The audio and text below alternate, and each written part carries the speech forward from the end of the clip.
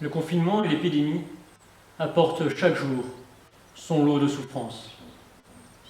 Solitude, tensions familiales, difficultés économiques, maladie, deuil, empêchement d'aller à la messe. Au cœur de ces souffrances, qui de vous ne sait pas écrier « Pourquoi, Seigneur ?»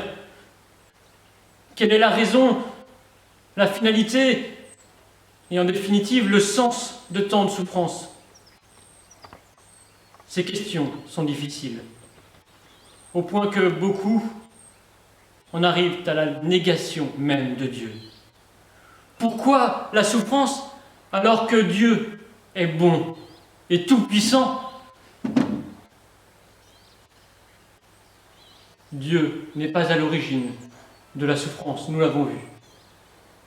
Dieu ne crée que le bien, il ne veut pas le mal, il le permet seulement, c'est-à-dire qu'il ne l'empêche pas. Il est trop respectueux de sa créature et de notre liberté.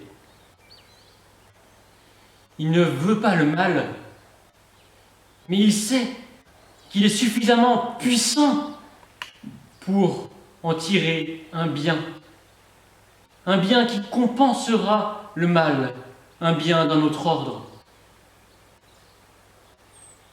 Et non seulement il le sait, mais il nous donne la grâce nécessaire pour affronter et supporter ce mal. La passion de Jésus en est un bon exemple. Le Père la permet, il ne l'empêche pas.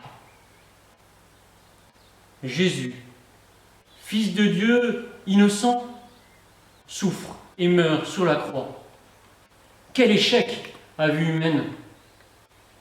Mais par la puissance de Dieu, Jésus ressuscite. Il est vivant, il nous donne la vie éternelle, il nous rétablit dans l'amitié avec Dieu.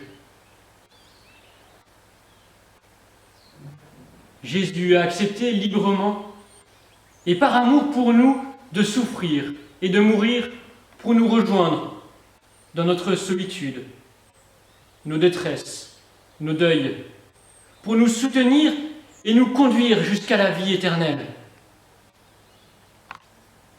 Pourquoi la souffrance? Claudel, a cette belle réponse.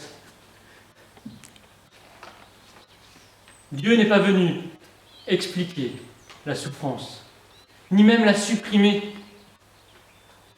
Il est venu l'habiter de sa présence et lui donner un sens. Et cela change tout.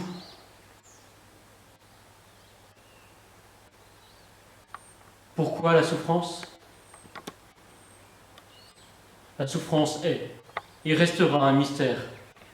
Elle nous incite à poser un acte de foi et d'espérance. Jésus, j'ai confiance en toi. Ne m'abandonne pas. Viens à mon secours. J'ai confiance en ton soutien. Amen.